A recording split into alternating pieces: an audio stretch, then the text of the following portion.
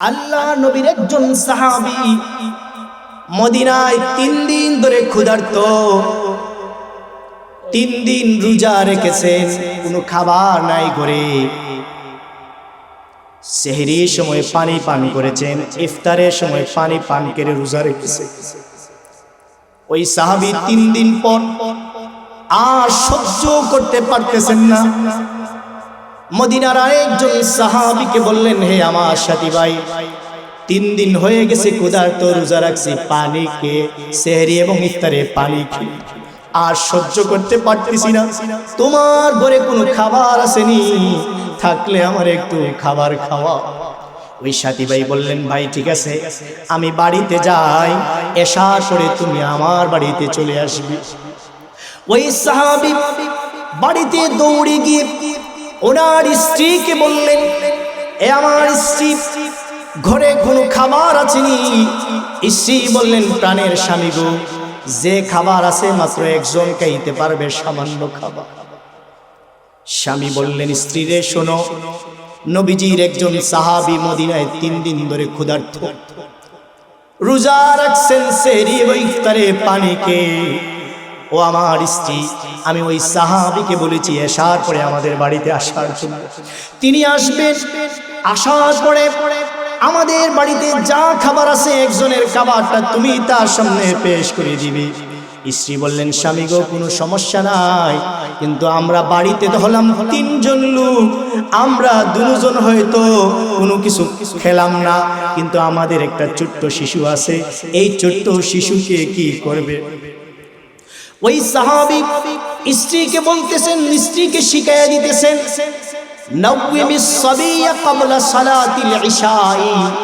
এই আমার স্ত্রী, আজকে এশার পূর্বে আমাদের ওই কলিজার টুকরার সন্তানটাকে ঘুম পাড়ায় দিবে, যাতে ঘুমের মধ্যে রাতটা কেটে যায়, সন্তানটার জন্য খানার প্রয়োজন হয় না। আর আমার সাথী ভাই আসলে আমার ওই সাথীর সামনে সমস্ত খাবারগুলো পেশ করবে, আর যখন সে খাবারে বসবে, খাবার খেতে বসবে, তখন তুমি বাতি ঠিক করে দে আর ভান করে বাতিটা নিভাইয়া দিবে। কারণ বাতি যদি জ্বালানো থাকে, তাহলে আমরা যদি তার সাথে খানায় শরীক হই, তাহলে তার ভাগ্যে কম পড়বে, তৃপ্তি সহকারে সে খেতে পারবে না। এই জন্য বাতিটা নিভাইয়া দিবে। ওই সাহাবী আসলেন, ওই সময় সাহাবীর স্ত্রী বাতিটা নিভিয়ে দিয়েছেন এবং পাত্রের মধ্যে নাড়াচাড়া করতেছেন, হাতটা উঠাচ্ছেন আর নামাচ্ছেন, যাতে ওই সাহাবী মনে করেন তাদের সাথে ওনারাও খানাতে শরীক আছেন। এইভাবে ওই সাহাবী খানা খেলেন, তৃপ্তি সহকারে খানা খেলেন, খানা খেয়ে বাড়িতে চলে গেলেন। ওইদিকে ঘরে কিছু নাই, সাহাবী উপাস, স্ত্রী উপাস, সেহরির সময় পানি খেয়ে রোজা রেখেছে। ফজরের আজান হয়ে গেছে, মসজিদে নববীতে নামাজ পড়ার জন্য গিয়েছে। বিশ্ব নবী মুহাম্মদুর রাসূলুল্লাহ সাল্লাল্লাহু আলাইহি ওয়াসাল্লাম ফজরের নামাজ পড়ে সাহাবীদের দিকে তাকায়া ওই সাহাবীকে বলতেছেন, হে আমার সাহাবী, গতকাল রাত তুমি এবং তোমার স্ত্রী কোন আমল করেছো, যার কারণে স্বয়ং আল্লাহ সুবহানাহু ওয়া তাআলা তোমাদের প্রশংসা করে কোরআনের আয়াত নাযিল করে দিয়েছে। সুবহানাল্লাহ, আল্লাহ তাআলা কোরআনের আয়াত নাযিল করে দিয়েছে। নিজে না খেয়ে আরেকজন সাথীরে যে খানা খাওয়াইছো, নিজে না খেয়ে আরেকজন সাথীরে যে খানা খাওয়াইছো, এর কারণে আল্লাহ সুবহানাহু ওয়া তাআলা তোমাদের উপর খুশি হয়ে গেছে। সুবহানাল্লাহ। আল্লাহ নবী, বিশ্ব নবী জনাবে মুহাম্মদুর রাসূলুল্লাহ সাল্লাল্লাহু আলাইহি ওয়াসাল্লামের কাছে যখন এই সংবাদ পৌঁছল হযরত ওসমানকে শহীদ করা হয়েছে, আল্লাহ নবী, বিশ্ব নবী জনাবে মুহাম্মদুর রাসূলুল্লাহ সাল্লাল্লাহু আলাইহি ওয়াসাল্লাম সাহাবীদেরকে একত্রিত করে বললেন, হে আমার সাহাবীরা, তোমাদের ভাই ওসমানকে শহীদ করে দেওয়া হয়েছে। যতক্ষণ পর্যন্ত আমরা ওসমান হত্যার প্রতিশোধ না নেব, ততক্ষণ পর্যন্ত আমরা একটা পাও পিছপা হব না। সুবহানাল্লাহ। হযরত সাহাবা ইকরাম রিদওয়ানুল্লাহি তাআলা আলাইহিম আজমাইন। সাহাবায়ে কেরাম রিদওয়ানুল্লাহি তাআলা আলাইহিম আজমাইন বিশ্ব নবী ডান হাত রাখলেন, সাহাবীরা নবীজির হাতে হাত রেখে বায়াত গ্রহণ করলেন। সাহাবীরাও বললেন, ইয়া রাসূলুল্লাহ, যতক্ষণ পর্যন্ত আমরা আমাদের ভাই উসমান হত্যার প্রতিশোধ না নিতে পারবো ততক্ষণ পর্যন্ত আমরা একজনও বাড়িতে রওনা হব না। সুবহানাল্লাহ। আল্লাহর নবী বিশ্ব নবীর এই হুঙ্কার শুনে, নবীজির এই সাহাবীদের এই প্রতিজ্ঞা তারা শুনতে পেরে মক্কার লোকেরা ভয় পেয়ে গেল, বেঈমান কাফেররা ভয় পেয়ে গেল। মুহাম্মদ আমাদের সাথে যুদ্ধ লিপ্ত হয়ে যাবে। তাদের পক্ষ থেকে একজন ব্যক্তিকে প্রেরণ করলো, যার নাম সুহাইল ইবনে আমর। সুহাইল ইবনে আমর বিশ্ব নবী মুহাম্মদুর রাসূলুল্লাহ সাল্লাল্লাহু আলাইহি ওয়াসাল্লামের কাছে এসে বলে, এ মুহাম্মদ, আমরা উসমানকে শহীদ করি নাই, এই নেন আপনার সাহাবী উসমান, আর আমরা আপনার সাথে যুদ্ধ করতে চাই না, আমরা আপনার সাথে একটা সন্ধি করতে চাই। সুবহানাল্লাহ। আমরা আপনার সাথে সন্ধি করতে চাই। নবীজি বললেন, ঠিক আছে, আমি রাজি আছি। সন্ধি চুক্তি হলো মুহাম্মদুর রাসূলুল্লাহ এবং কাফিরদের মধ্যে। এমন চুক্তিগুলো হয়েছে যেগুলো বাহ্যিকভাবে দেখা যায় চুক্তিগুলো মুসলমানদের বিপক্ষে। সাহাবায়ে কেরাম বিচলিত। এদিকে চুক্তি হওয়ার পর হযরত আলী রাদিয়াল্লাহু আনহু চুক্তিনামা লিখছেন, সন্ধি। তো নবীজি হযরত আলী রাদিয়াল্লাহু আনহু লিখছেন যে মুহাম্মদুর রাসূলুল্লাহ সাল্লাল্লাহু আলাইহি ওয়াসাল্লাম এবং সুহাইল ইবনে আমরের মধ্যে সন্ধিনামা, এটা লিখছেন। সুহাইল ইবনে আমর বলে, মুহাম্মদ, এখান থেকে রাসূলুল্লাহ শব্দ কাটতে হবে। নবীজি বললেন, কেন? সুহাইল ইবনে আমর বলতেছে, আমরা যদি আপনার রাসূলুল্লাহ মেনে নেই তাহলে এত যুদ্ধ বিগ্রহ করার কোনো তো প্রয়োজন নাই, আমরা তো আপনার রাসূলুল্লাহ মানিই না, এজন্য রাসূলুল্লাহ শব্দ কাটতে হবে। বিশ্বনবী হযরত আলী রাদিয়াল্লাহু আনহুকে বললেন, আলী, এখান থেকে রাসূলুল্লাহ শব্দটা কেটে মুহাম্মদ ইবনে আব্দুল্লাহ লিখে দাও। হযরত আলী বিশ্বনবী জনাবে মুহাম্মদুর রাসূলুল্লাহ সাল্লাল্লাহু আলাইহি ওয়াসাল্লামকে বললেন, ইয়া রাসূলুল্লাহ, ইয়া হাবিবাল্লাহ, জীবনে আপনি যত নির্দেশ দিয়েছেন সমস্ত নির্দেশগুলো অক্ষরে অক্ষরে পালন করেছি। আল্লাহর নবী গো, আপনার কোন নির্দেশ অমান্য করি নাই, কিন্তু ইয়া রাসূলুল্লাহ, আমি আলী যেই হাত দিয়ে রাসূলুল্লাহ শব্দটা লিখেছি, আমি আলী ওই হাত দিয়ে রাসূলুল্লাহ শব্দ কাটতে পারবো না। বলে সুবহানাল্লাহ। ইয়া রাসূলুল্লাহ, আমি যে হাত দিয়া রাসূলুল্লাহ শব্দটা লিখছি, আমি আমার ওই হাত দিয়া রাসূলুল্লাহ শব্দ কাটতে পারবো না। নবীজি বললেন, আলী, ইসলামের সাথে তুমি এটা মেনে নাও, আমি যেইভাবে রাসূলুল্লাহ এটা সত্য, আমি মুহাম্মদ ইবনে আব্দুল্লাহর ছেলে এটাও সত্য। আলী বলেন, ইয়া রাসূলুল্লাহ, আমি এটা পারবো। বিশ্বনবী মুহাম্মদ রাসূলুল্লাহ সাল্লাল্লাহু আলাইহি ওয়াসাল্লাম হযরত আলী রাদিয়াল্লাহু তাআলা আনহুর হাত থেকে কলমটা নিয়ে রাসূলুল্লাহ শব্দটা কেটে নবীজি লিখছেন মুহাম্মদ ইবনে আব্দুল্লাহ। সাহাবীরা অন্তরে বড় ব্যথা পেয়েছে। আল্লাহর নবী বিশ্বনবী মুহাম্মদুর রাসূলুল্লাহ সাল্লাল্লাহু আলাইহি ওয়াসাল্লাম যখন সাহাবীরা উমরা না করে মদিনার দিকে রওনা হয়ে গেলেন, আল্লাহ তাআলা জিবরাইল আলাইহিস সালাতু ওয়াস সালামের মাধ্যমে বিশ্ব নবীর কাছে ওহী প্রেরণ করলেন। হযরত জিবরাইল এসে বিশ্ব নবীকে বলছেন, ইয়া রাসূলুল্লাহ, ইয়া হাবিবাল্লাহ, বেঈমান কাফেররা একটা কাগজের মধ্যে রাসূলুল্লাহ শব্দটা সহ্য করতে পারলো না। এটা এমন একটা কাগজ, যেই কাগজের মধ্যে রাসূলুল্লাহ শব্দটা যদি লেখা থাকতো, হয়তো 2-3 বছর পরে বৃষ্টির পানি কাগজটা ভিজে যাইতো। মক্কার দেয়ালে লটকানো থাকলে হয়তো পোকামাকড় খেয়ে ফেলতো, কাগজটা নষ্ট হয়ে যেত। এই কাগজটার মধ্যেও আপনার নাম তারা সহ্য করতে পারলো না। ইয়া রাসূলুল্লাহ, আপনি যে ব্যথা পেয়েছেন, কষ্ট পেয়েছেন, আল্লাহ রাব্বুল আলামিন তা দেখেছেন। আল্লাহ রাব্বুল আলামিন আপনার এই জিনিসগুলো দেখে আল্লাহ সুবহানাহু ওয়া তাআলা কোরআনুল কারীমে ঘোষণা করেছেন মুহাম্মাদুর রাসূলুল্লাহ। আল্লাহ সুবহানাহু ওয়া তাআলা কোরআনুল কারীমে ঘোষণা করছেন যে মুহাম্মাদুর রাসূলুল্লাহ, মুহাম্মদ হলেন আল্লাহর রাসূল। বেঈমান কাফেররা একটা কাগজের মধ্যে রাসূলুল্লাহ শব্দটা সহ্য করতে পারে নাই, কিন্তু আল্লাহ তাআলা এমন একটা কিতাবের মধ্যে আপনার নাম রাসূলুল্লাহ লিপিবদ্ধ করে দিয়েছেন। এই কোরআন থেকে কেউ রাসূলুল্লাহ শব্দ কাটতে পারবে না। সুবহানাল্লাহ। রাসূলুল্লাহ শব্দ কোরআন থেকে কেউ কাটতে পারবে না। আল্লাহ জিবরাইল বলেন যে আল্লাহ তাআলা বলেন বেঈমান কাফেররা আপনাকে রাসূলুল্লাহ মানুক বা নাই মানুক, আমি আল্লাহ ঘোষণা করছি আপনি আল্লাহর রাসূল সাল্লাল্লাহু আলাইহি ওয়াসাল্লাম। এই পরিপ্রেক্ষিতে আল্লাহ তাআলা কোরআনুল কারীমের আয়াত নাযিল করছেন মুহাম্মাদুর রাসূলুল্লাহ, মুহাম্মদ আল্লাহর রাসূল। এরপর আল্লাহ সুবহানাহু ওয়া তাআলা হুদায়বিয়ার সন্ধির সময় সাহাবায়ে কেরাম রাসূলুল্লাহর প্রতি যে অনুসরণ, আনুগত্য, ত্যাগ স্বীকার করেছেন, নবীজির যেইভাবে আনুগত্য করেছেন, এটাও আল্লাহর কাছে অত্যন্ত ভালো লেগেছে। এই জন্য আল্লাহ সুবহানাহু ওয়া তাআলা কোরআনুল কারীমের মধ্যে সাহাবীদেরও প্রশংসা করেছেন। সুবহানাল্লাহ।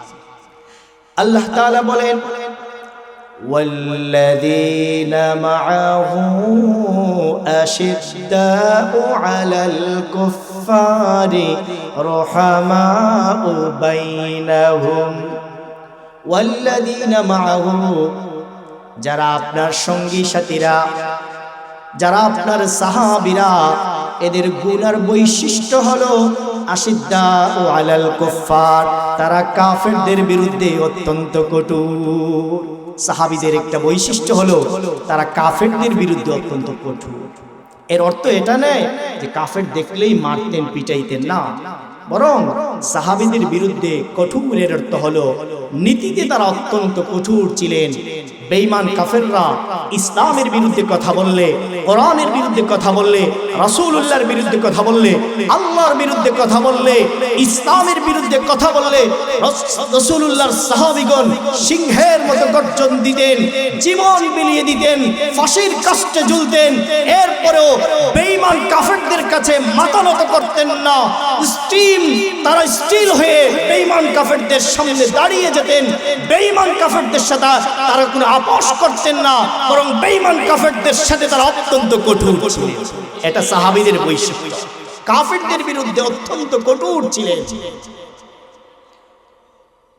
এই জন্য আল্লাহ সুবহানাহু ওয়া তাআলা কোরআনুল কারীমের অসংখ্য জায়গায় বলছেন ইহুদি খ্রিস্টান ও মুসলিমরা তোমাদের বন্ধু নয়। ইহুদি খ্রিস্টান তোমাদের বন্ধু নয়, বরং বন্ধু হলো মুসলমান, ভাই হলো তোমার মুসলমান। ইহুদি খ্রিস্টান এরা তোমার বন্ধু হতে পারে না। সাহাবায়ে কেরাম কাফেরদের বিরুদ্ধে কঠোর, অর্থাৎ তারা নীতিতে ছিলেন অটল। একজন মানুষকে তার নীতি থেকে সরানো যায় দুটি মাধ্যমে। একটা হলো তাকে লোভ দেখাইয়া, আপনি আপনার নীতিতে অটল। একজন এসে আপনাকে বলল যে আপনি যদি আমার এই কাজটা করে দেন তাহলে আমি আপনাকে এত কোটি টাকা দিব, আমি আপনাকে এই চেয়ারটা দিয়ে দিব, এই পদটা দিয়ে দিব, এটা করে। মানুষ অনেক সময় লোভে পড়ে তার নীতি থেকে সরে যায়। আরেকটা হলো কোন মানুষকে যদি লোভ দেখাইয়া তার নীতি থেকে সরানো যায় না, তখন তাকে ভয় দেখায় যে তুমি যদি আমার এই কাজ না করো তাহলে তোমাকে গুলি করে মেরে ফেলবো, তোমাকে হত্যা করে ফেলবো। সাহাবায়ে কেরাম নীতিতে এত অটল ছিলেন, কোন লোভ তাদেরকে নীতি থেকে সরাইতে পারে নাই, কোন ভয় তাদেরকে নীতি থেকে সরাইতে পারে নাই। বলেন সুবহানাল্লাহ। এরাই ছিলেন সাহাবায়ে কেরাম। আল্লাহর নবীর সাহাবী হযরত আব্দুল্লাহ ইবনে হুযাফা রাদিয়াল্লাহু তাআলা আল বিদায়া ওয়ান নিহায়া নামক কিতাবে আল্লামা হাফেজ ইমাদউদ্দিন ইবনে কাসির রাহমাতুল্লাহি আলাইহি ঘটনাটা লিখছেন। হযরত আব্দুল্লাহ ইবনে হুযাফা রাদিয়াল্লাহু তাআলা যখন পারস্য সীমান্ত এলাকা পাহারাদারি করার জন্য গেছেন, 17 জনের একটি কাফেলা, বাদশা তাদেরকে বন্দী করে ফেলল। বন্দী করার পরে তাদেরকে বলতেছে, হে আব্দুল্লাহ, তুমি যুবক সাহাবী, তরুণ সাহাবী, তুমি কি জানো আমার হাত থেকে কেউ বাঁচতে পারে না? আমিও তোমাকে এই মুহূর্তে হত্যা করে ফেলতাম, তবে তুমি তরুণ, তোমার চেহারার দিকে তাকায় একটা মায়া হইছে, তবে 2টা শর্ত যদি তুমি মানো তাহলে তোমারে মুক্তি দিব। আব্দুল্লাহ ইবনে হুযাফা বললেন, 2টি শর্ত কি বলেন? বাদশা বলে, 1 নম্বর শর্ত হলো, যদি তুমি ইসলাম ধর্ম ত্যাগ করো তাহলে আমি তোমাকে আমার অর্ধেক রাজত্বের মালিক বানিয়ে দেব। বলে নাউজুবিল্লাহ।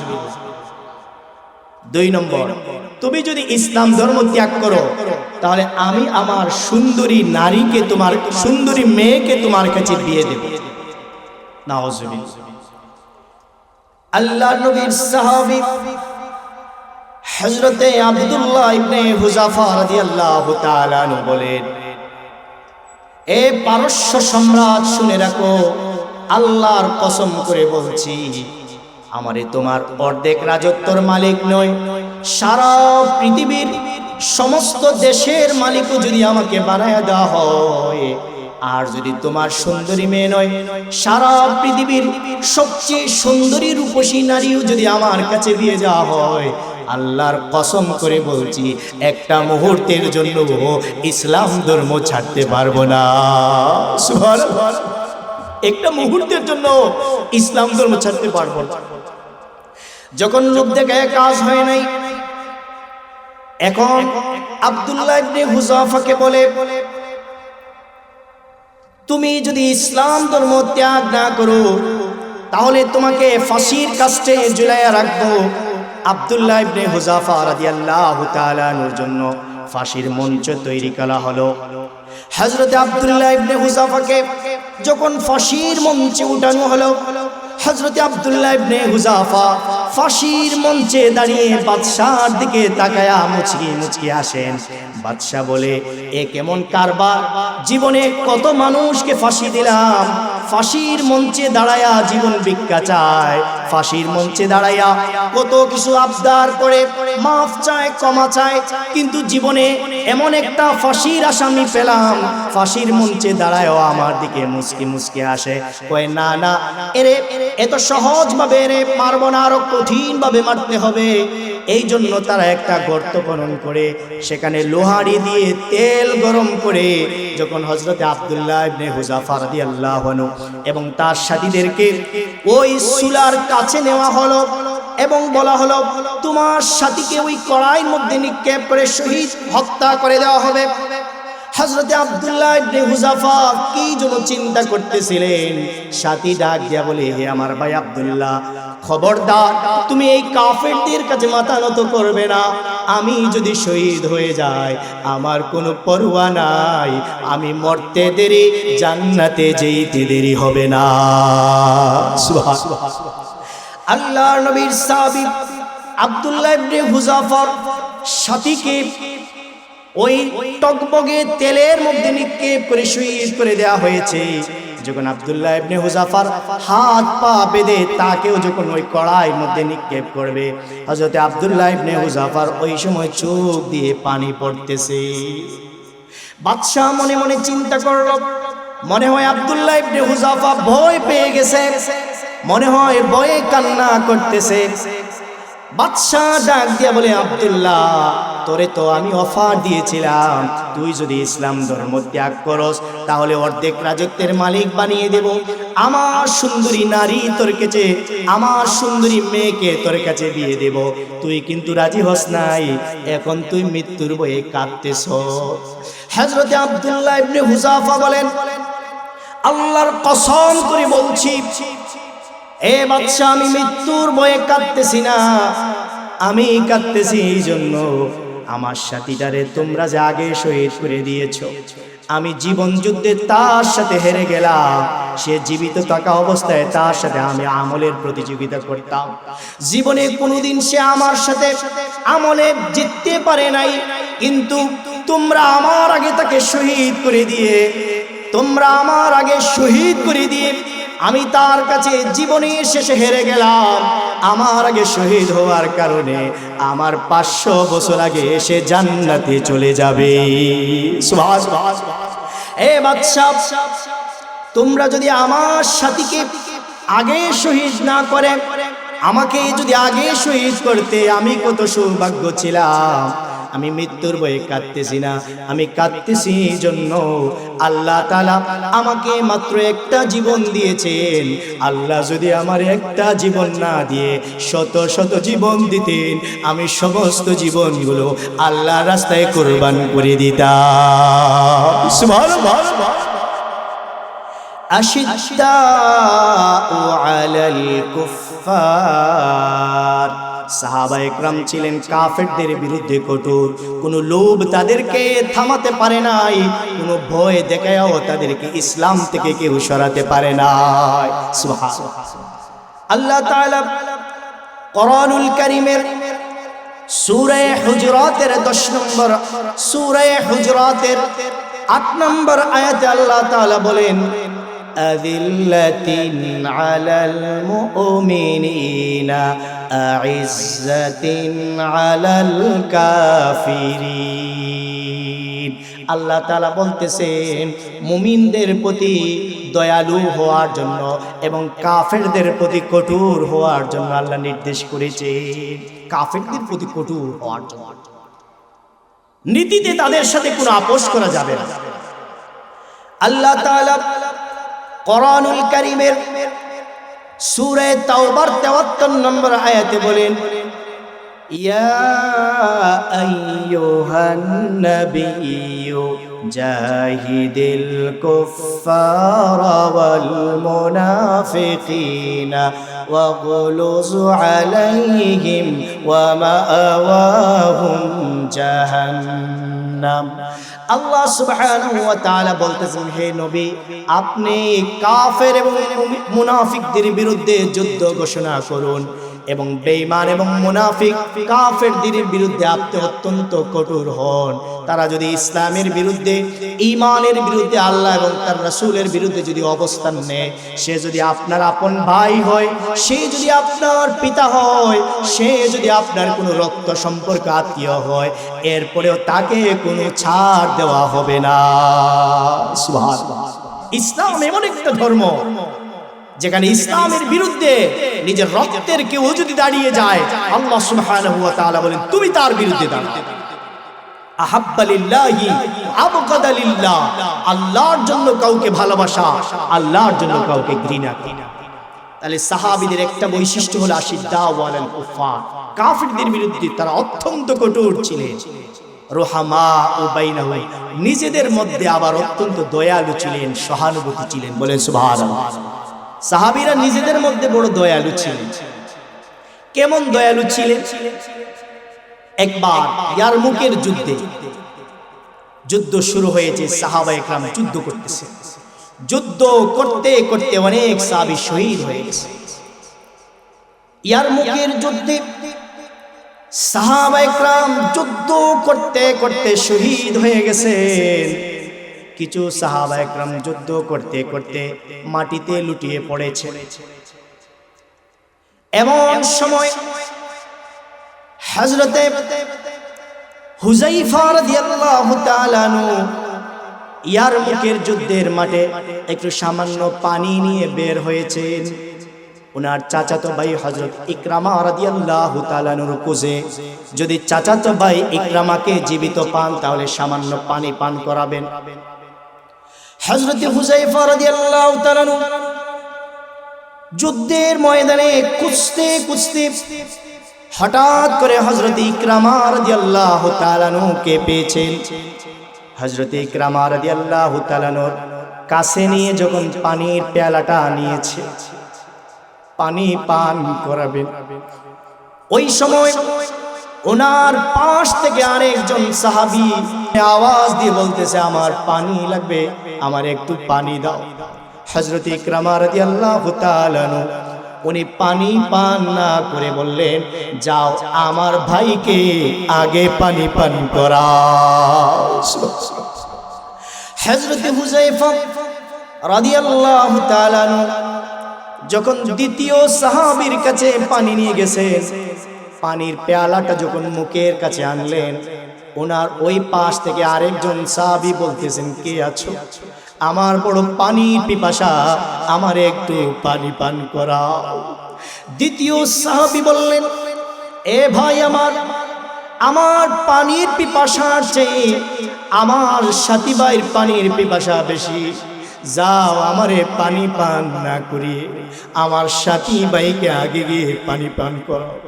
হযরতে হুযায়ফা রাদিয়াল্লাহু তাআলা ওই তৃতীয় সাহাবীর কাছে গিয়ে দেখতে পেলেন উনি দুনিয়াতে নাই, উনি দুনিয়ায় থেকে বিদায় নিয়ে গেছে।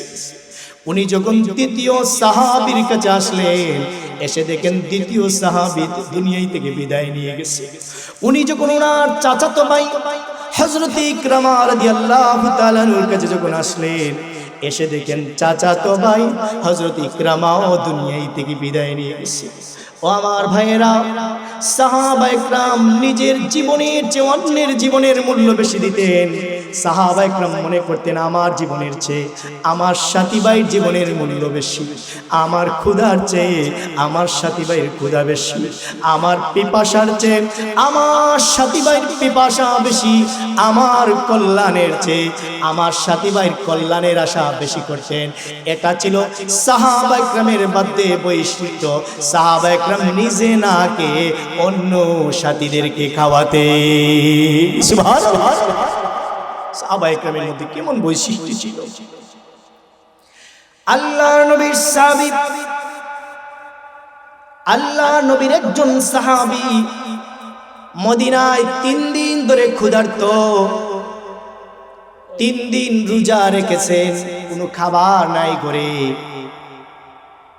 সেহরির সময় পানি পান করেছেন, ইফতারের সময় পানি পান করে রোজা রেখেছেন। ওই সাহাবী 3 দিন পর আর সহ্য করতে পারতেছেন না। মদিনার আরেকজন সাহাবীকে বললেন, হে আমার সাথী ভাই, 3 দিন হয়ে গেছে ক্ষুধার্ত, রোজা রাখছি, পানি খেয়ে সেহরি এবং ইফতারে পানি খেয়ে আর সহ্য করতে পারতেছি না। তোমার ঘরে কোনো খাবার আসেনি? থাকলে আমার একটু খাবার খাওয়া। ওই সাথী ভাই বললেন, ভাই ঠিক আছে, আমি বাড়িতে যাই, এশার পরে তুমি আমার বাড়িতে চলে আসবে। ওই সাহাবী বাড়িতে দৌড়ে গিয়ে ওনার স্ত্রীকে বললেন, এ আমার স্ত্রী, ঘরে কোনো খাবার আছেনি? স্ত্রী বললেন, প্রাণের স্বামী গো, যে খাবার আছে মাত্র একজন খাইতে পারবে, সামান্য খাবার। স্বামী বললেন, স্ত্রী রে শোনো, নবীজির একজন সাহাবী মদিনায় 3 দিন ধরে ক্ষুধার্ত, রোজা রাখছেন, সেহরি ও ইফতারে পানি খেয়ে। ও আমার স্ত্রী, আমি ওই সাহাবীকে বলেছি এশার পরে আমাদের বাড়িতে আসার জন্য। তিনি আসবেন, আসার পরে আমাদের বাড়িতে যা খাবার আছে একজনের খাবারটা তুমি তার সামনে পেশ করে দিবে। স্ত্রী বললেন, স্বামী গো, কোনো সমস্যা নাই, কিন্তু আমরা বাড়িতে তো হলাম 3 জন লোক, আমরা 2 জন হয়তো কোনো কিছু খেলাম না, কিন্তু আমাদের একটা ছোট্ট শিশু আছে, এই ছোট্ট শিশুকে কি করবে? ওই সাহাবী স্ত্রীকে বলতেছেন, স্ত্রীকে শিখাইয়া দিতেছেন, নাওমিস সাবিয়া ক্বাবলা সালাতিল ইশাই। এই আমার স্ত্রী, আজকে এশার পূর্বে আমাদের ওই কলিজার টুকরা সন্তানটাকে ঘুম পাড়ায় দিবে, যাতে ঘুমের মধ্যে রাতটা কেটে যায়, সন্তানটার জন্য খানার প্রয়োজন হয় না। আর আমার সাথী ভাই আসলে আমার ওই সাথীর সামনে সমস্ত খাবারগুলো পেশ করবে, আর যখন সে খাবারে বসবে, খাবার খেতে বসবে, তখন তুমি বাতি ঠিক করে দে আর ভান করে বাতিটা নিভাইয়া দিবে। কারণ বাতি যদি জ্বালানো থাকে, তাহলে আমরা যদি তার সাথে খানায় শরীক হই, তাহলে তার ভাগ্যে কম পড়বে, তৃপ্তি সহকারে সে খেতে পারবে না। এই জন্য বাতিটা নিভাইয়া দিবে। ওই সাহাবী আসলেন, ওই সময় সাহাবীর স্ত্রী বাতিটা নিভিয়ে দিয়েছেন এবং পাত্রের মধ্যে নাড়াচাড়া করতেছেন, হাতটা উঠাচ্ছেন আর নামাচ্ছেন, যাতে ওই সাহাবী মনে করেন তাদের সাথে ওনারাও খানাতে শরীক আছেন। এইভাবে ওই সাহাবী খানা খেলেন, তৃপ্তি সহকারে খানা খেলেন, খানা খেয়ে বাড়িতে চলে গেলেন। ওইদিকে ঘরে কিছু নাই, সাহাবী উপাস, স্ত্রী উপাস, সেহরির সময় পানি খেয়ে রোজা রেখেছে। ফজরের আজান হয়ে গেছে, মসজিদে নববীতে নামাজ পড়ার জন্য গিয়েছে। বিশ্ব নবী মুহাম্মদুর রাসূলুল্লাহ সাল্লাল্লাহু আলাইহি ওয়াসাল্লাম ফজরের নামাজ পড়ে সাহাবীদের দিকে তাকায়া ওই সাহাবীকে বলতেছেন, হে আমার সাহাবী, গতকাল রাত তুমি এবং তোমার স্ত্রী কোন আমল করেছো যার কারণে স্বয়ং আল্লাহ সুবহানাহু ওয়া তাআলা তোমাদের প্রশংসা করে কোরআনের আয়াত নাযিল করে দিয়েছে। সুবহানাল্লাহ, আল্লাহ তাআলা কোরআনের আয়াত নাযিল করে দিয়েছে। নিজে না খেয়ে আরেকজন সাথীরে যে খানা খাওয়াইছো, নিজে না খেয়ে আরেকজন সাথীরে যে খানা খাওয়াইছো, এর কারণে আল্লাহ সুবহানাহু ওয়া তাআলা তোমাদের উপর খুশি হয়ে গেছে। সুবহানাল্লাহ, এটাই তো ছিল সাহাবীদের বৈশিষ্ট্য। আজকে আমাদের মধ্যে সাহাবীদের কোনো গুণ নাই, বৈশিষ্ট্য নাই। আজকে সম্পূর্ণ বিপরীত আমরা চলতেছি। মুসলমানদের মধ্যে দূরত্ব, মুসলমানদের মধ্যে হিংসা বিদ্বেষ, আর আমরা কাফেরদের সাথে ভালো সম্পর্ক রাখতেছি। মুসলিম আমার দেশের মুসলিম দেশের শাসকগুলো বিভিন্ন ইহুদি খ্রিস্টান শাসকের সাথে সম্পর্ক রাখতেছে, নিজে মুসলিম ভাইদের সাথে তেমন কোনো সম্পর্ক নাই, অমুসলিমদের সাথে সম্পর্ক। অথচ উচিত ছিল যে আমাদের মুসলমানদের মধ্যে সম্পর্ক থাকবে, ভাই ভাইয়ের সম্পর্ক থাকবে। আজকে সামান্য ছোট্ট ছোট্ট জিনিস নিয়ে আমাদের মধ্যে অনৈক্য, আমাদের মধ্যে বিভেদ, আমাদের মধ্যে ঝগড়া, আমাদের মধ্যে খুনাখুনি, মারামারি, এগুলো সামান্য সামান্য বিষয় নিয়ে। অথচ সাহাবায়ে কেরাম রিদওয়ানুল্লাহি তাআলা আলাইহিম এমন ছিলেন, তারা নিজের চেয়ে নিজের ভাইকে বেশি প্রাধান্য দিতেন। আর আমরা চাই আমি ভালো থাকি, আমার সন্তানগুলো ভালো থাকুক, আমার জীবনটা বাঁচুক, আমার সম্পদ হোক। আরেকজনের সম্পদের ক্ষতি হয়ে যাচ্ছে, আরেকজনের সম্পদ চলে যাচ্ছে, আরেকজনের জীবন শেষ হয়ে যাচ্ছে, আরেকজনের সম্মান শেষ হয়ে যাচ্ছে, আমি সেখানে তামসা দেখি, হাসি, আনন্দ প্রকাশ করি।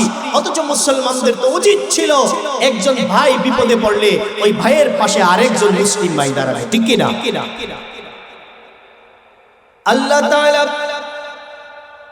কোরআনুল কারীমের সূরা হুজুরাতের 10 নম্বর আয়াতে বলেন, ইন্নামাল মুমিনুনা ইখওয়া ফাআসলিহু বাইনা আখাওয়াইকুম।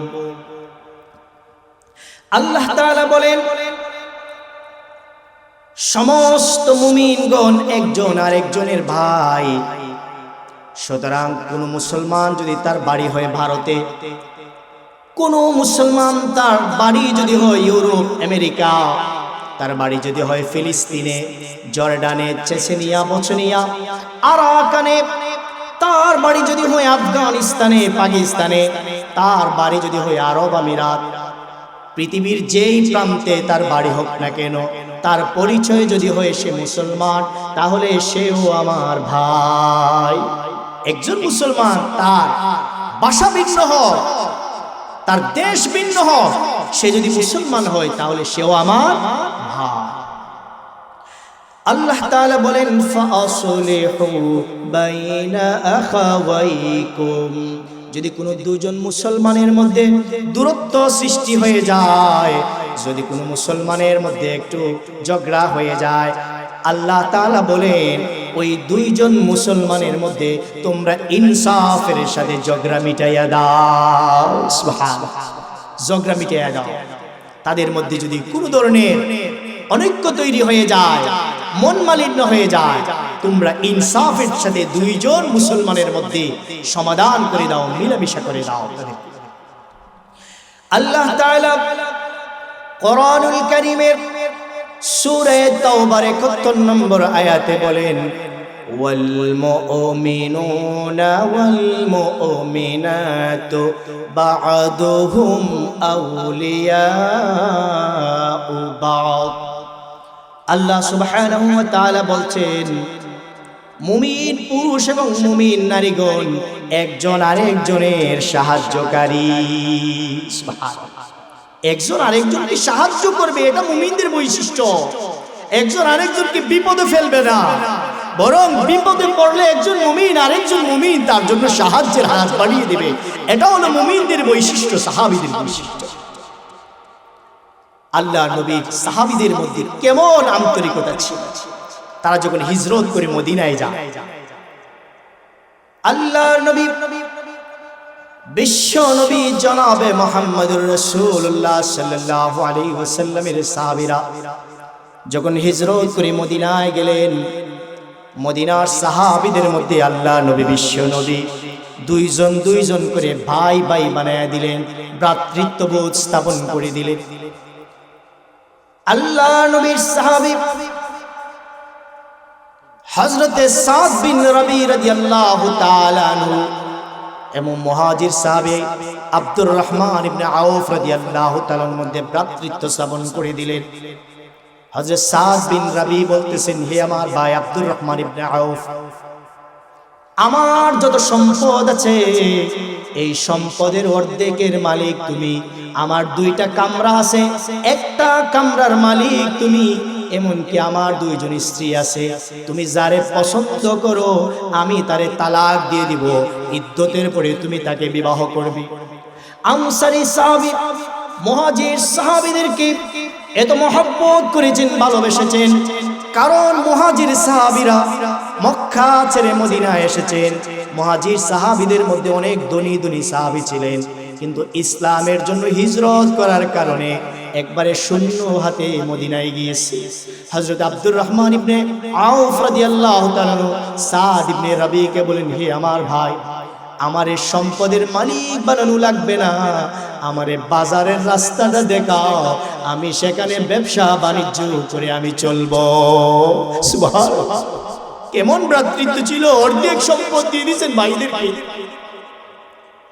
অথচ আমরা আজকে মুমিনদের সাথে শত্রুতা পোষণ করি। আমরা আজকে ইহুদি খ্রিস্টানদের সাথে সম্পর্ক রাখি, অথচ ইহুদি খ্রিস্টানরা আমাদের কোনো বন্ধু নয়।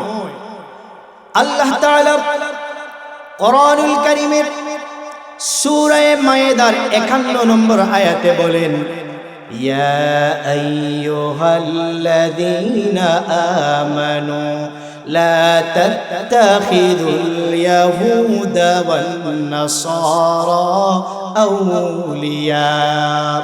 আল্লাহ সুবহানাহু ওয়া তাআলা বলেন, হে ঈমানদারেরা, তোমরা ইহুদি এবং খ্রিস্টানদেরকে তোমাদের বন্ধু বানিও না। ইহুদি এবং খ্রিস্টানদেরকে তোমরা বন্ধু বানিও না, কারণ তারা একজন আরেকজনের বন্ধু। আল কুফরু মিল্লাতুন ওয়াহিদা। সারা পৃথিবীর সমস্ত বেঈমান কাফেররা, অমুসলিমরা মুসলিমদের বিরুদ্ধে, ইসলামের বিরুদ্ধে, তারা সবাই এক। ইসলামকে তারা ভালোবাসতে পারে না, যদিও তারা তোমাদের সাথে সম্পর্ক রাখে বাহ্যিকভাবে, মুখ দিয়ে দেখায় ভালো সম্পর্ক, অন্তর দিয়ে তারা ইসলামকে ভালোবাসে না, অন্তর দিয়ে তারা কোনো মুসলমানকে ভালোবাসে না। এই জন্য আল্লাহ তাআলা বলছেন, তোমরা ইহুদি এবং খ্রিস্টানদের সাথে সম্পর্ক রাখো না। অথচ আমরা ইহুদি খ্রিস্টানদেরকে আমাদের বন্ধু বানাই আর মুসলিমদেরকে আমাদের দুশমন ভাবি।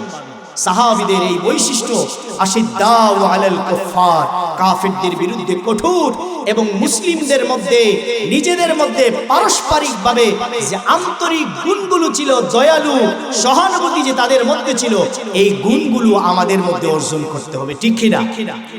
এই গুণগুলো আমাদের মধ্যে অর্জন করতে হবে।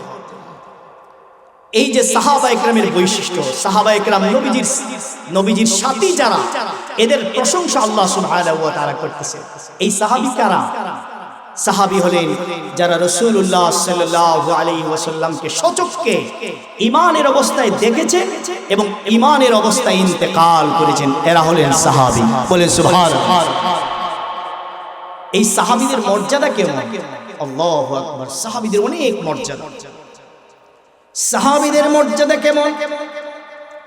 আল্লাহ সুবহানাহু ওয়া তাআলা কোরআনুল কারীমের সূরা তাওবার 100 নম্বর আয়াতে বলেন,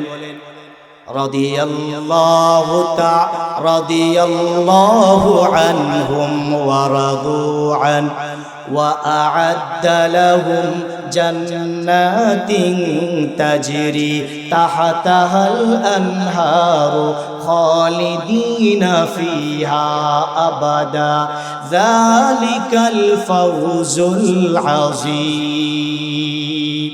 আল্লাহ সুবহানাহু ওয়া তাআলা সাহাবীদের মর্যাদা বুঝাতে গিয়ে কোরআনুল কারীমে বলছেন, নবীজির সাহাবীদের বৈশিষ্ট্য হলো এমন, এরা এত মর্যাদাবান, স্বয়ং আল্লাহ সুবহানাহু ওয়া তাআলা সাহাবীদের উপর সন্তুষ্ট। সুবহানাল্লাহ, আল্লাহ তাআলা সাহাবীদের উপর সন্তুষ্ট এবং সাহাবীরাও আল্লাহ তাআলার উপর সন্তুষ্ট, এবং আল্লাহ তাআলা তাদের জন্য নির্ধারণ করে রেখেছেন এমন একটি জান্নাত, যে জান্নাতের নিচে আঙ্গুরের নহর, দুধের নহর, মধুর নহর প্রবাহমান থাকবে। বলেন সুবহানাল্লাহ। আল্লাহ তাআলা সাহাবীদের মর্যাদা, কোরআনুল কারীমে সাহাবীদের মর্যাদা বুঝাতে গিয়ে আল্লাহ তাআলা বলেন, সাহাবীরা হলো যাদের সম্পর্কে আল্লাহ তাআলা কোরআনুল কারীমে আয়াত নাযিল করেছেন, উলাইকা হুমুল মুমিনুনা হাক্কা লাহুম দারাজাতুন ইনদা রাব্বিহিম ওয়া মাগফিরাতুন ওয়া রিজকুন কারীম। আল্লাহ তাআলা সাহাবীদের মর্যাদা বুঝাতে গিয়ে কোরআনুল কারীমের আয়াতে বলেন, সাহাবীরা হলেন, এরা হলেন প্রকৃত ঈমানদার মুমিন। উলাইকা হুমুল মুমিনুনা হাক্কা লাহুম দারাজাতুন ইনদা রাব্বিহিম। আল্লাহ তাআলা তাদেরকে দুনিয়া এবং আখিরাতে উত্তম মর্যাদা দান করবেন, এবং আল্লাহ তাআলা তাদের জীবনের গুনাহগুলো মাফ করে দিয়েছেন। সুবহানাল্লাহ। আল্লাহ সুবহানাহু ওয়া তাআলা সাহাবীদের মর্যাদা কেমন, আল্লাহ তাআলা কোরআনুল কারীমের সূরা ফাতহের 18 নম্বর আয়াতে বলেন, লাকাদ রাদিয়াল্লাহু আনিল মুমিনিনা ইয ইউবায়ুনাকা তাহতাশ শাজারা। আল্লাহ সুবহানাহু ওয়া তাআলা বলছেন, হুদায়বিয়ার সন্ধির সময় যারা আল্লাহ নবী, বিশ্ব নবী মুহাম্মদুর রাসূলুল্লাহ সাল্লাল্লাহু আলাইহি ওয়াসাল্লামের হাতে হাত রেখে বাবলা গাছের নিচে যারা বায়াত গ্রহণ করেছেন, ওই সমস্ত সাহাবী এবং তামাম সাহাবীদের উপর আল্লাহ তাআলা সন্তুষ্ট হয়ে গেছে। সুবহানাল্লাহ, আল্লাহ তাআলা তাদের উপর সন্তুষ্ট হয়ে গেছে। আল্লাহ তাআলা সাহাবীদের মর্যাদা বোঝাতে গিয়ে বলেন কোরআনুল কারীমের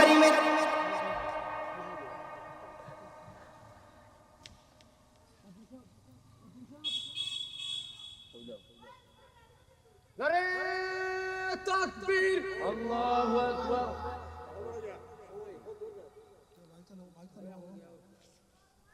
চলে না কি?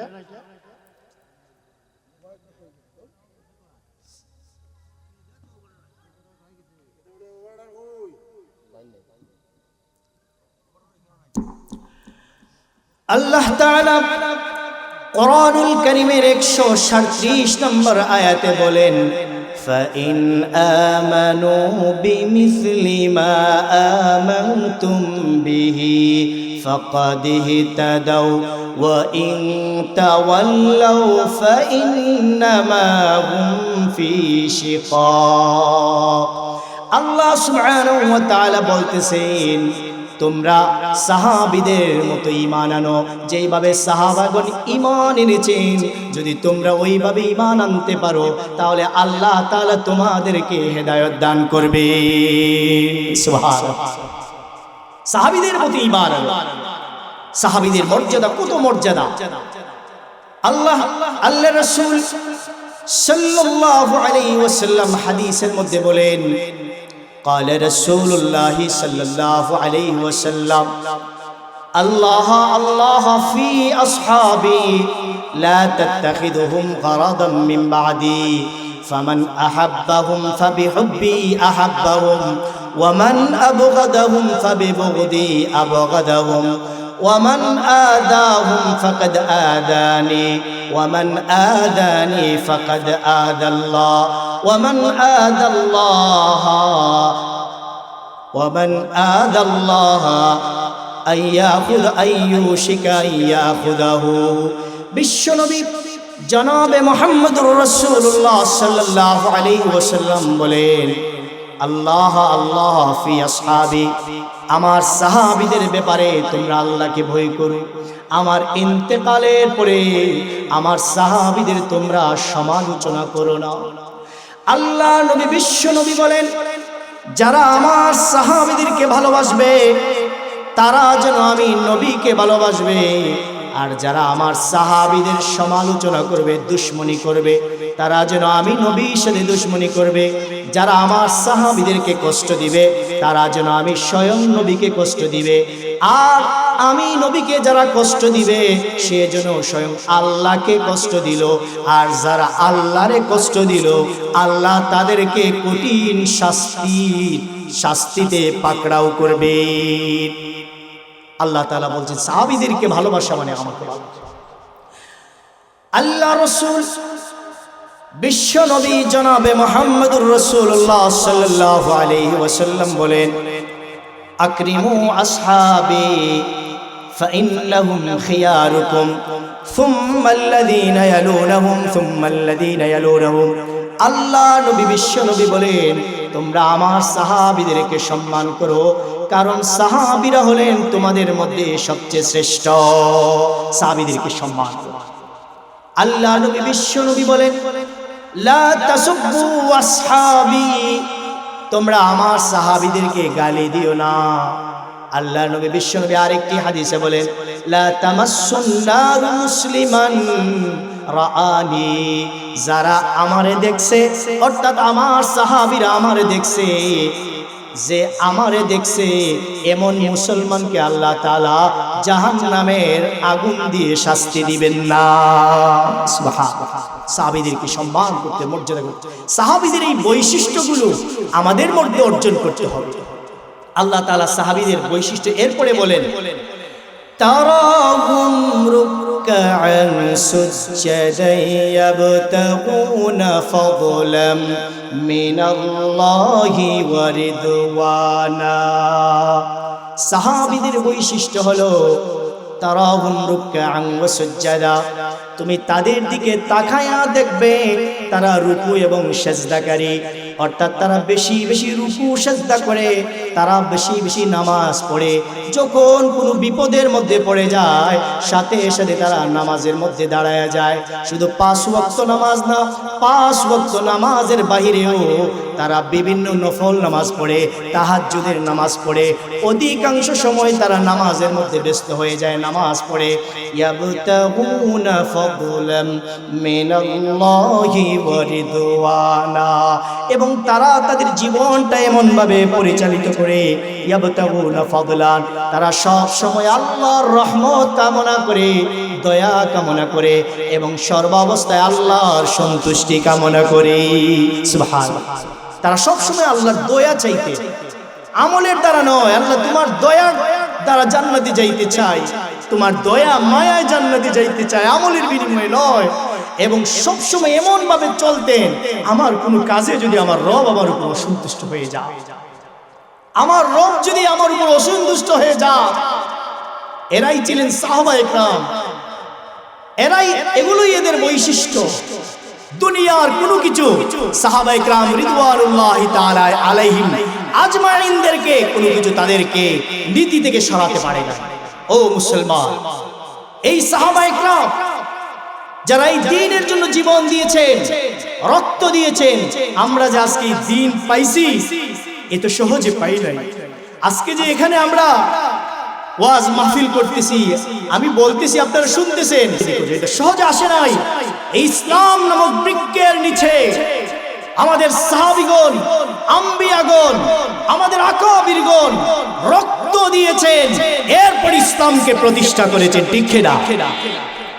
আমরা যদি ইতিহাস তালাশ করি তাহলে দেখতে পাই এই দ্বীনের জন্য হযরতে নূহ আলাইহিস সালাতু ওয়াস সালামকে নির্যাতন করা হয়েছে। এই দ্বীনের জন্য হযরত ইব্রাহিম আলাইহিস সালাতু ওয়াস সালামকে নমরুদের আগুনে নিক্ষেপ করা হয়েছে। এই দ্বীনের জন্য হযরত মূসা আলাইহিস সালাতু ওয়াস সালাম ফেরাউনের সাথে যুদ্ধ করেছেন। এই দ্বীনের জন্য হযরত ইয়াহইয়া আলাইহিস সালাতু ওয়াস সালামকে শহীদ করা হয়েছে। এই দ্বীনের জন্য হযরত জাকারিয়া আলাইহিস সালাতু ওয়াস সালামকে করাত দিয়ে দ্বিখণ্ডিত করা হয়েছে। এই দ্বীনের জন্য হযরত ইয়াহইয়া হযরত ঈসা আলাইহিস সালাতু ওয়াস সালামের সাথে ষড়যন্ত্র করা হয়েছে। এই দ্বীনের জন্য বিশ্বনবী জনাবে মুহাম্মদুর রাসূলুল্লাহ সাল্লাল্লাহু আলাইহি ওয়াসাল্লামকে 3 বছর শিয়াবে আবি তালিবের মধ্যে বন্দী করে রাখা হয়েছে। এই দ্বীনের জন্য বিশ্বনবী মুহাম্মদুর রাসূলুল্লাহ সাল্লামের রাস্তায় কাটা বিছানো হয়েছে।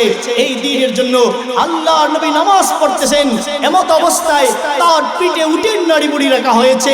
এই দ্বীনের জন্য আল্লাহর রাসূলকে তায়েফের ময়দানে রক্তাক্ত করা হয়েছে। এই দ্বীনের জন্য নবীকে বেঈমান কাফেররা পাগল বলেছে, গায়ক বলেছে, গণক বলেছে, জাদুকর বলেছে, পাগল বলেছে। আল্লাহর রাসূল সাল্লাল্লাহু আলাইহি ওয়াসাল্লামকে হত্যার জন্য তারা ষড়যন্ত্র করেছে।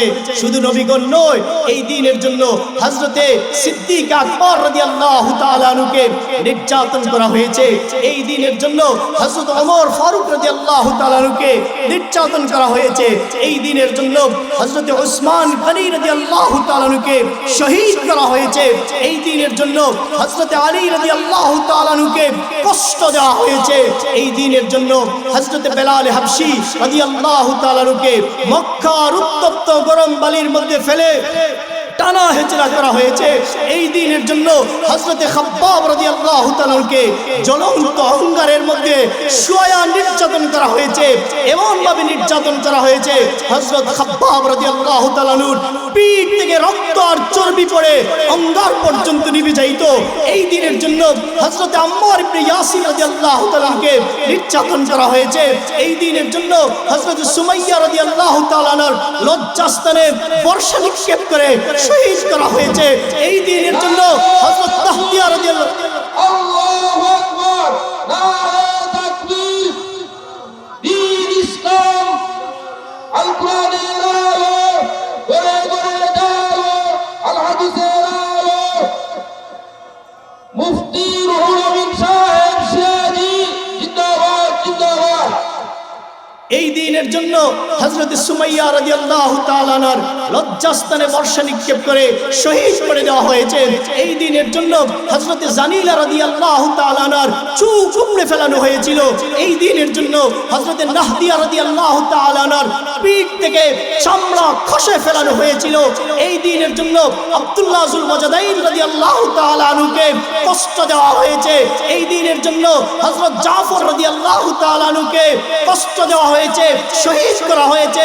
এই দ্বীনের জন্য যায়েদ ইবনে হারিসা রাদিয়াল্লাহু তাআলাকে শহীদ করা হয়েছে। এই দ্বীনের জন্য আব্দুল্লাহ ইবনে রাওয়াহা রাদিয়াল্লাহু আনহুকে শহীদ করে দেওয়া হয়েছে। শুধু সাহাবীগণ নয়, এই দ্বীনের জন্য ইমাম আবু হানিফা রাহমাতুল্লাহি আলাইহিকে জেলখানায় বন্দী করে রাখা হয়েছিল। ইমাম আবু হানিফাকে বিষ পান করায়া শহীদ করে দেওয়া হয়েছিল। এই দ্বীনের জন্য ইমাম আহমদ ইবনে হাম্বল রাহমাতুল্লাহ আলাইহির উপর প্রতিদিন 40টা বেত্রাঘাত করা হইতো। এই দ্বীনের জন্য ইমাম শাফি রাহমাতুল্লাহ আলাইহির উপর জিনার তুহমত তোলা হয়েছিল। এই দ্বীনের জন্য ইমাম মুসলিম রাহমাতুল্লাহ আলাইহিকে মসজিদের বারান্দায় ফেলে তাকে মারপিট করা হয়েছিল। এই দ্বীনের জন্য ইমাম বুখারী রাহমাতুল্লাহ আলাইহিকে বুখারা শহর থেকে ধাক্কা দিয়ে বের করে দেওয়া হয়েছিল। এই দ্বীনের জন্য ইমাম ফখরুদ্দিন রাজি রাহমাতুল্লাহ আলাইহিকে নির্যাতন করা হয়েছে।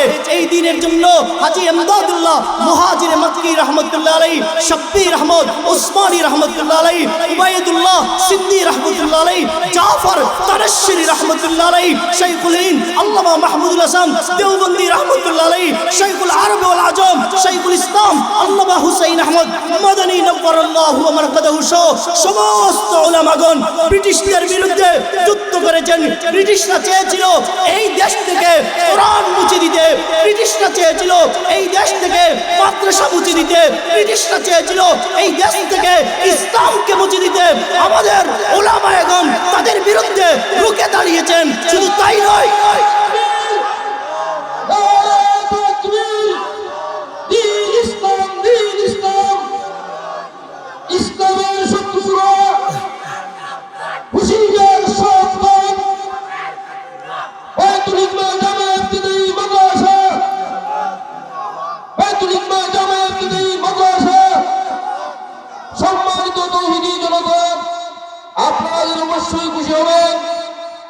আমাদের আজকের প্রধান অতিথি সুললিত কণ্ঠের অধিকারী হযরত মাওলানা জয়নাল আবেদীন কোম্পানিগঞ্জি আমাদের মাঝে পৌঁছে গেছেন। আমাদের মুহতারামের বয়ানের পরই মাহফিলে উনি বয়ান পেশ করবেন। আমরা অনতি বিলম্বে অত্র এলাকাবাসী সবিনয় অনুরোধ জানাচ্ছি এই মতবরক মাহফিলে এসে আমাদের সিলেটের গৌরব হযরত মাওলানা জয়নাল আবেদীন মাদ্দাদুল্লাহ আলী দামাত বারাকাতুল্লাহ আলিয়া ওনার বয়ান শুনে দুনিয়া এবং আখিরাতের কল্যাণ হাসিল করার জন্য সবিনয় অনুরোধ জানাচ্ছি। ও মুসলমান, আমি আপনাদের সামনে বলছিলাম এই দ্বীনের জন্য আমাদের উলামা ইকরাম সাহাবীগণ সমস্ত নবীগণ তারা রক্ত দিয়েছেন। তাদের রক্তের বিনিময়ে এই ইসলাম প্রতিষ্ঠিত হয়েছে। শুধু আমাদের বাংলাদেশের যারা উলামা ইকরাম আছেন তারাও ইসলামের জন্য নির্যাতন তাদেরকে করা হয়েছে, জেলের ভিতরে তাদেরকে ঢুকানো হয়েছে। এই দ্বীনের জন্য ইসলামের জন্য আল্লামা জুনায়েদ বাবুনগরী রাহমাতুল্লাহ আলাইহিকে রিমান্ডে নিয়ে নির্যাতন করা হয়েছে। এই দ্বীনের জন্য আল্লামা আহমদ শফি রাহমাতুল্লাহ আলাইহিকেও অকথ্য ভাষায় গালিগালাজ করা হয়েছে। এই দ্বীনের জন্য আল্লামা সাইদি রাহমাতুল্লাহ আলাইহিকেও জেল করে শহীদ করা হয়েছে। এই দ্বীনের জন্য আল্লামা মামুনুল হক দামাত বারাকাতুহুল আলিয়াকেও জেল করে বন্দী করে রাখা হয়েছে। অসংখ্য উলামা ইকরামকে জেল কারায় বন্দী করে রাখা হয়েছে, ফাঁসির কাস্টে ঝুলিয়ে রাখা হয়েছে।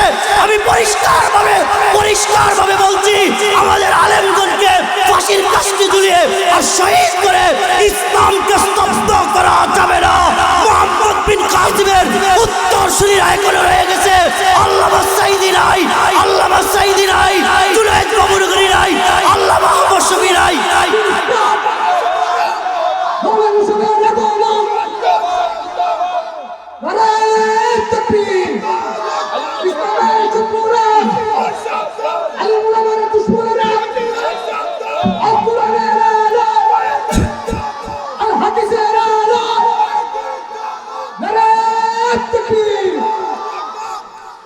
আমি পরিষ্কারভাবে আপনাদের সামনে আজকে বলে যাচ্ছে, এ তরুণরা তোমরা জাগ্রত হও, এ যুবকরা তোমরা জাগ্রত হও।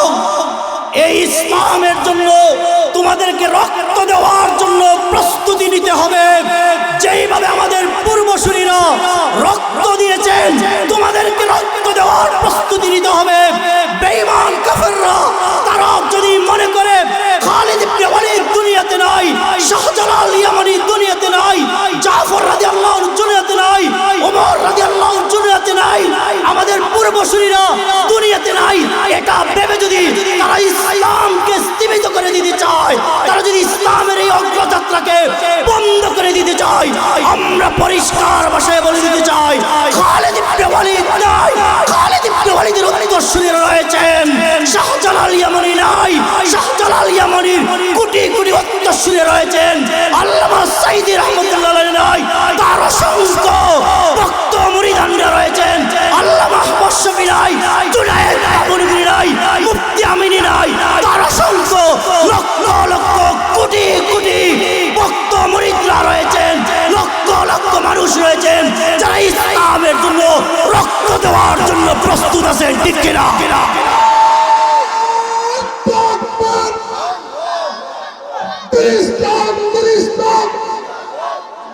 ইসলামের শত্রুরা, উলামায়ে কেরামের শত্রুরা,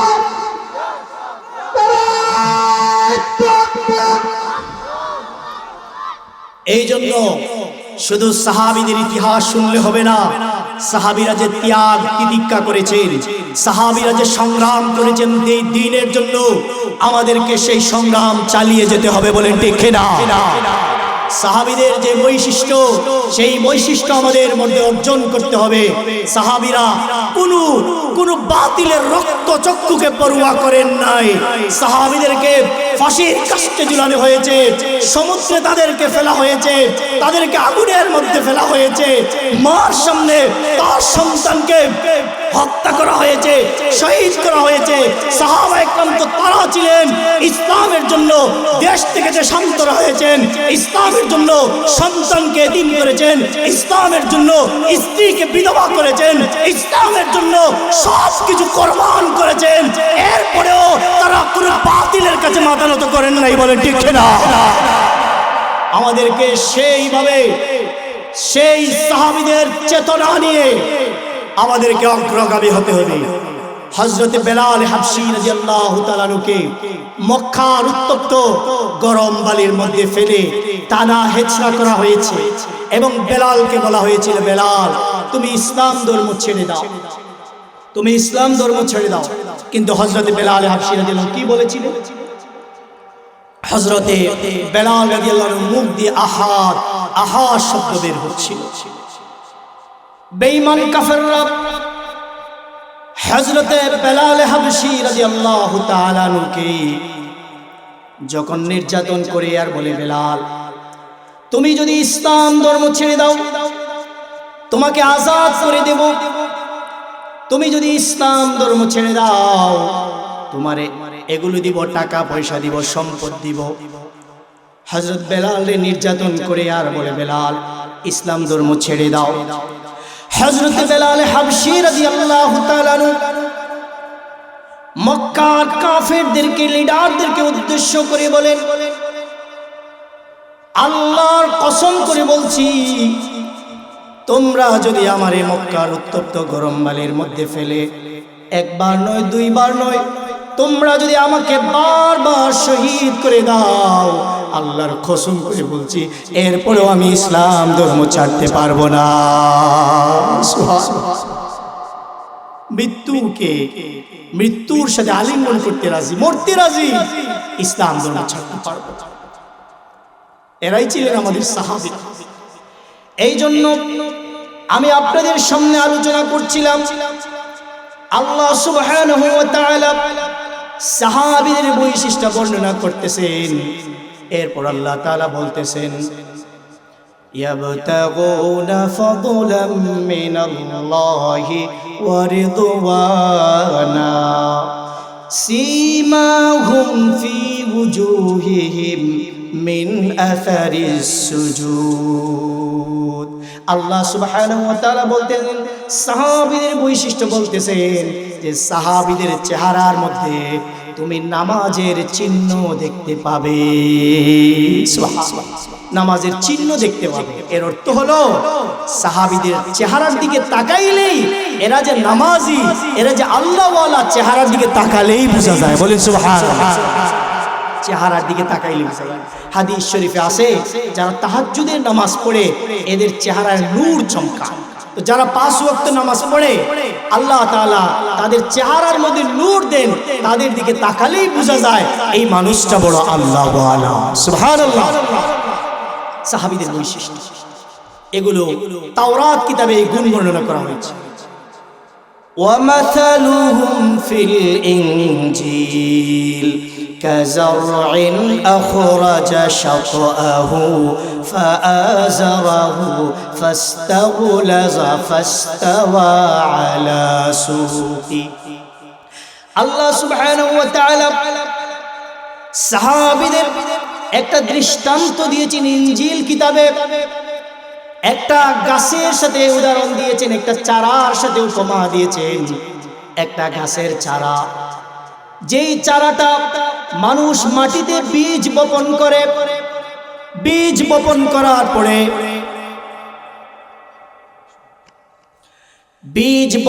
করার পরে ওই বীজ থেকে চারা হয়। চারাটা এত নরম থাকে, টুনকা দিলে ভেঙে যায়। এরপরে কাযারইন আখরাজা শাতআহু ফাআযারাহু, এরপরে এটা একটু বড় হয়, শক্ত হয়। ফাস্তাগলাযা, এরপরে এটা মোটা হয়। ফাস্তাওয়া আলা সুকি, এরপরে এটা একটা কাণ্ডের উপর পুরো একটা গাছ হয়। আপনি যদি কাটলের গাছ রোপণ করেন, আপনি যদি আমের বীজ বপন করেন, ছোট অবস্থায় এটা ভেঙে পড়ে যায়, কিন্তু যখন মোটা হয়ে যায়, গাছ হয়ে যায়, তখন এটাকে কেউ ভাঙতে পারে না, নাড়া দিয়ে ফালাইতে পারে না। ঠিক তদ্রূপভাবে আল্লাহ সুবহানাহু ওয়া তাআলা সাহাবীদের দৃষ্টান্ত বর্ণনা করতেছেন।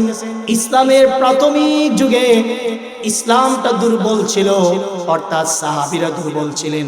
বিশ্বনবী ইসলামের দাওয়াত দিয়েছেন, হযরত আবু বকর রাদিয়াল্লাহু আনহু ইসলাম গ্রহণ করেছেন, এরপর হযরত ওমর রাদিয়াল্লাহু তাআলা আনহু, এইভাবে সাহাবীগণ ইসলাম গ্রহণ করেছেন। দুর্বলতা ছিল, ধীরে ধীরে সাহাবীরা বৃদ্ধি পেলেন, আর ইসলামের শক্তি অর্জন হলো। এমন অবস্থায় রাসূলুল্লাহ সাল্লাল্লাহু আলাইহি ওয়াসাল্লামের জীবদ্দশায় আল্লাহর রাসূল 10,000 সাহাবী নিয়ে মক্কা বিজয় অর্জন করেছে। সুবহানাল্লাহ। প্রথমে দুর্বল ছিলেন, এরপরে শক্তি হয়ে গেছে। নবীজির ইন্তেকালের পরে আবু বকর রাদিয়াল্লাহু আনহু শাসন বলে আরো ইসলামের বিস্তার হলো। এর ইন্তেকালের পরে ওমর রাদিয়াল্লাহু আনহু শাসন বলে আরো ইসলামের বিস্তার হলো। এইভাবে ইসলাম এখন সারা পৃথিবীর আনাচে কানাচে পড়তে পড়তে ইঞ্চি ইঞ্চি মাটিতে ইসলামের পতাকা উত্তীর্ণ হয়েছে। বলেন সুবহানাল্লাহ। নবীজি আল্লাহ তাআলা কুরআনুল কারীমে এটা উদাহরণ দিয়েছেন। এরপরের শেষ কথা, ওয়াদাল্লাহুল লাযীনা আমানু ওয়া আমিলুস সালিহাতি মিনহু মাগফিরাতান ওয়া আজরান আযীমা। আল্লাহ তাআলা বলছেন যে ওয়াদাল্লাহুল লাযীনা আমানু, যারা ঈমান এনেছে এবং নেক আমল করেছে, আল্লাহ তাআলা তাদেরকে প্রতিশ্রুতি দিচ্ছেন যে আল্লাহ তাআলা তাদের গুনাহ মাফ করবেন এবং তাদেরকে জান্নাতে প্রবেশ করাবেন। বলে সুবহানাল্লাহ। এই গুণগুলো, সাহাবীদের যে গুণ বললাম, এগুলোকে আমাদের মধ্যে আনা জরুরি নয়? এগুলোকে আমাদের মধ্যে আনতে হবে না? এই গুণগুলো আমাদেরকে অর্জন করতে হবে। যদি করতে পারি আমাদের এই জীবন ধন্য, ঠিক না? এই জন্য চেষ্টা করবো তো ইনশাআল্লাহ। তো এই দ্বীনের এবং প্রচার এবং প্রসারের ক্ষেত্রে আপনাদের সবচেয়ে বড় অবদান হলো এই মাদ্রাসাগুলো, ঠিক কিনা? এই মাদ্রাসাগুলো নবীজির যুগে ছিল আসহাবে সুফফা। নবীজির মাদ্রাসা ছিল মসজিদে নববীতে। সাহাবীদেরকে এমন অবস্থা যে সাহাবীরা গরিব ছিলেন, ক্ষুধার্ত ছিলেন, তো নবীজি বিভিন্নভাবে কালেকশন করে এগুলো করে এদেরকে টাকা পয়সা দিয়ে খানার ব্যবস্থা করে দিতেন। এভাবে ইসলামের প্রচার প্রসার হয়েছে। আপনাদের এই যে মাদ্রাসাগুলো আছে, এই মাদ্রাসাগুলোতে যদি আপনারা সহযোগিতা না করেন,